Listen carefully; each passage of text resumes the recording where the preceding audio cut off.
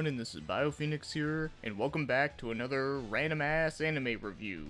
And today we're taking a look at two animes in one video, one of them being a movie from 1987, and the other one being an OVA of 4 episodes in 1994. Figured it'd be easier to just cover it all at once, rather than just taking forever at covering both of them. So as you can see by the title, this anime is called Maps. Yeah, what a great name. Well, it does make sense with the anime when we talk about it, but yes, I'm going to be talking about the movie first, and then I'm going to talk about the OVA, and of course, let's just get to it right now. So this anime stars our main character, Gen, who happens to be a teenager who has been playing some soccer, and he has a girlfriend named Hoshimi who keeps nagging at him to win. And in the middle of the soccer game, there is a strange spaceship that comes up and adopts Gen, and his girlfriend ends up hanging on to him, so they're both being levitated up towards it. And then the one who is controlling this crazy ship happens to be an alien named Lumira Weiss. And she's a woman that happens to wear a bunch of ribbons for an outfit. But yeah, she is an alien, and one thing that is interesting is that the ship that she uses is pretty much connected to her body in the sense that whenever her ship is damaged, she'll actually get hurt as well. So she explains to Gen that he is considered as the Map Man. Yeah, the Map Man.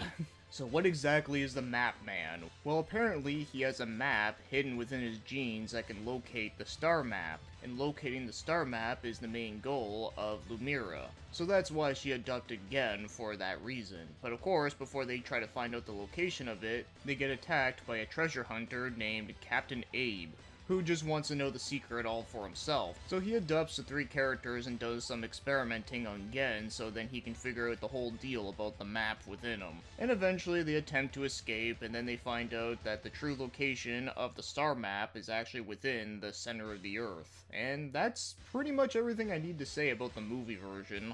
But I'll get more into other stuff later. So now let's get moving on and start talking about the movie's animation. And I can say it's pretty decent, nothing amazing, but it does work well enough to get the job done. The flow of animation was fine, it was nothing, horrible, but it wasn't anything great.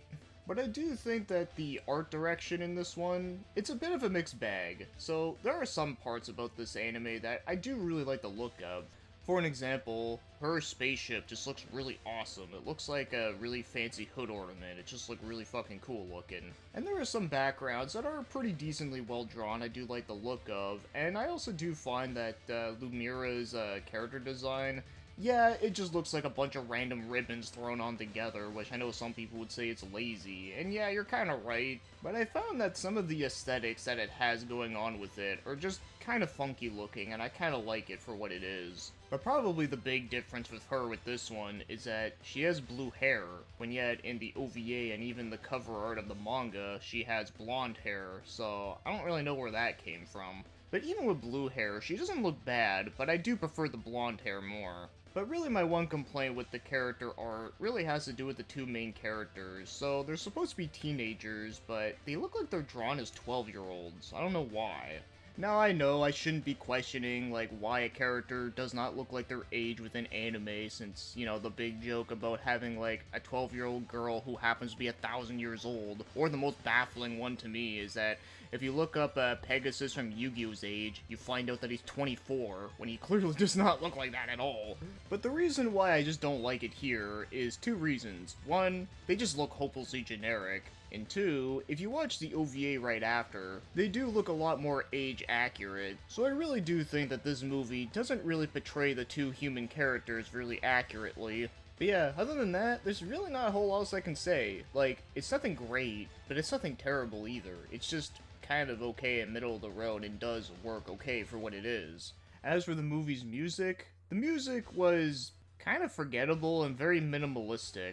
The only song I remember was one that played during an action scene towards the end, and it actually did sound kinda cool. But every other song that I noticed in the background, it was just kinda there, just for existing, and yeah, it wasn't bad, it wasn't annoying or anything. But it's just not very memorable at all, so yeah, let's get moving on and start talking about the voice acting. And this one only came out in Japanese, so I can't really say much about the quality here. But going back to what I said about the two human characters looking like children, well, even with the Japanese voice acting, they even sound like children, which just makes it even more unconvincing of them being teenagers, so yeah, I won't mark that off as a flaw per se, because you never know, maybe that is actually considered good voice acting in Japanese. I'm not the one to be judging that type of thing. But I guess one other thing that is worth noting is that the Japanese cast for both the movie and the OVA are completely different. So now, what are my overall thoughts on Maps the movie? Well, to be honest, I find it to be very below average. It was almost like an average decent film, but there were definitely some things about it that just really dragged it down a bit. So one thing I have to point out that I didn't mention yet is that this one definitely does try to seem more like a lighthearted comedy type thing, but I really didn't find any of it to be funny at all. Though maybe it's just because a lot of the jokes did not translate to English, but even still, I just did not laugh throughout any of it. And also I found that Captain Abe guy was just really annoying.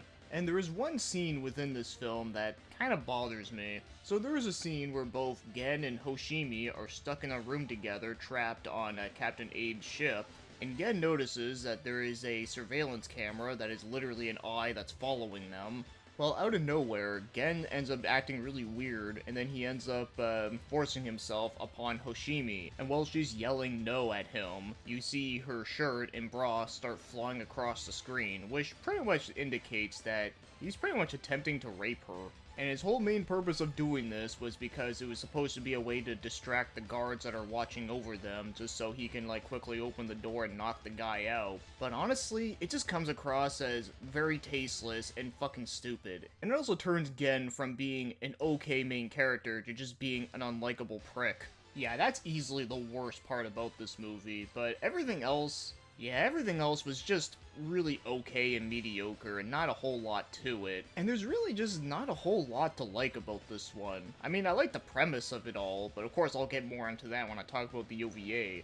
And the only unique thing that this film did that the OVA didn't do that I thought was cool was that they had a monster that appeared within the dark side of the moon. And I thought that was pretty cool looking, but unfortunately it's wasted being in this film. So yeah, I would not recommend this film to most people. It's just not very funny, and even when it tries to be funny, it's not at all. And it's overall just a pretty forgettable experience. So yeah, let's get moving right along and talk about the OVA from 1994. And I will say, the very first episode is pretty much a shorter version of the movie's plot, but it does have some differences. Now, I'm not going to go over everything of what I just explained here, just for time's sake, but yeah, pretty much the very beginning of the movie, there's no soccer thing. Instead, the two human characters are watching a movie together, and once they leave the movie theater, they then see the weirdly dressed woman Lemira, and she walks up to them and is like, "Yo, Gen, what's up?" Well, she doesn't say that exactly, but you get the idea. So pretty much, she encounters them on land, and then they go up to the spaceship, rather than just abducting them randomly.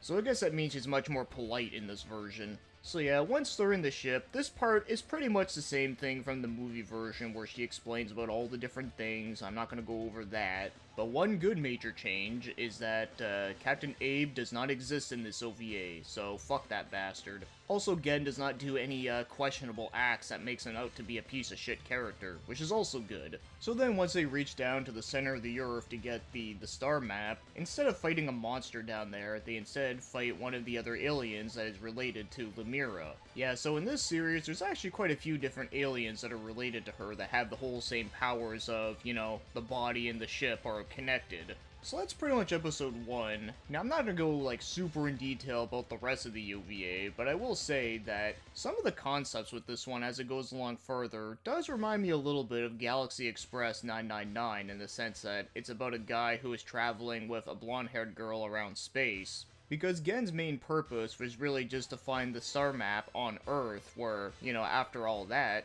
he has really no purpose of joining in the adventure, but he does anyway because he really does care about wanting to help Lemira out. Plus, having a free adventure into space would be kinda cool, not gonna lie. So yeah, as they travel around space, they meet other characters, and then of course they try to find more star map pieces, and yeah, that's pretty much all I'm gonna say without going too much into spoiler stuff. But obviously, yes, as you can tell, this one does cover more of the original manga than the movie does. So now let's get talking about the other things, like the animation, and I can definitely say the animation here is way better. Not only does the animation flow look a lot better and it looks a lot more smoother, it's not perfect, but it's definitely a lot nicer looking than a lot of stuff I've been looking at lately. And the action scenes are pretty fun and entertaining to watch, like they're at least that good looking enough. Also the show's art style is a lot better too, for that, like I've said, the two human characters, Gen and Hoshimi, they actually do look like their age, and they do look a lot better and stand out better. Where before they just looked like generic children, but here, I do think they look a lot better. And then of course Lumira and her crazy outfit, I think it looks a lot cooler in this one with the show's art style. And the newer characters that show up in this one also do have some pretty cool design and aesthetics to them that I really like. And you get to see more other ship designs that look like crazy head ornaments, which I do think are really awesome looking. Also, another thing that's different about this one is that this one has a lot more blood and violence in it. And there was one scene in particular that was way more violent than I was expecting, and it's actually kind of shocking, I'm not gonna lie. So knowing that, this one definitely has a much more serious tone to it. Though of course there are still some comedy bits that do happen like here and there, but they're definitely not like trying hard to be a lighthearted comedy. But overall, I would say the animation in this one is pretty good overall, and it's also miles better than the original movie.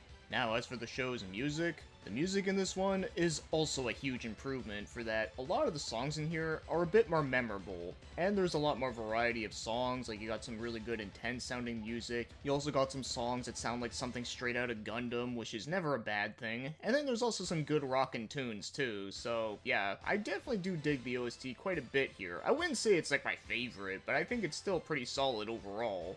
Also, the opening and ending for this one, they're both the same song, but it's a really good catchy song that I just really like a lot, so honestly, I'm actually not complaining that they actually reused it twice. Maybe it would have been nicer if they did have like two different songs, but hey, like at least they got one song that's fucking good. So yeah, let's get moving on and start talking about the show's voice acting. And this one does have an English dub for it, but I didn't end up watching the whole thing with it because I ended up watching it with the sub because I figured I might as well make it somewhat consistent, and I actually was expecting it to be done by the same cast as the movie, but then as soon as I heard the main characters talking, I then recognized immediately that it was completely different. So all I'm gonna say about this is that yeah, Gen and Hoshimi's voice do fit more better with like the way how their characters look. But that's just going off by my ears anyways, but yeah, can't really say much about that, but I did look up a couple clips online of the English dub just to get an idea of what it sounds like, and yeah, honestly, I'm kinda glad I didn't end up watching it with the dub because it sounded really bland. Now, I don't know, maybe it does get better later on, but just from what the little bit I've heard of the first two episodes of a couple clips, I can say I was not convinced. So now, let's get moving on and start talking about my overall thoughts on Maps, the OVA. And I can say that, well, obviously, this one is way better than the movie. In fact, I would actually say that I do kind of like this one. I thought this one was pretty decently enjoyable. And I'll also go out and say that I think I even like it better than Mask of Z Guy, the last one that I covered. So the first thing I have to mention is that this one actually does do a pretty decent job with the characterization within 4 episodes. Like, I do feel like they do a pretty decent job at making you care about the 3 main characters. And it also does expand into more interesting stuff that I did like, because I did find that the series did get better and more interesting as it went on. And it was overall pretty entertaining, and I didn't find it to be boring. The only one thing I do have to say about this one is that there is a couple characters that do feel like they are a little bit rushed, but even with that though, I still feel like that they are fairly interesting enough for what they got going. So I gotta say, for a 4-episode OVA, I think they actually did do a pretty decent job of what they had to tell with their story here. But even with just this, I still thought it to be pretty enjoyable overall. And yeah, I did wish that I could read the manga for this one, but unfortunately, from what I looked up, it doesn't seem like it has a fan translation yet, so hopefully that might happen at some point, because I would like to check it out sometime. So if you want a pretty cool, short sci-fi OVA, this one honestly is not that bad, and I can at least somewhat recommend it. Obviously, it's not going to be anything fantastical like Galaxy Express 999, but I think it still is pretty cool and entertaining throughout, and also, just fuck the movie. Because if you do watch this OVA, you almost have no reason to watch the movie unless you're just that curious about it. Because this OVA pretty much improves upon everything. Like, better story, better characters, better animation, better music, and like, yeah, just better everything. So yeah, the Maps OVA, overall, I liked it for what it is. I thought it was a pretty solid OVA.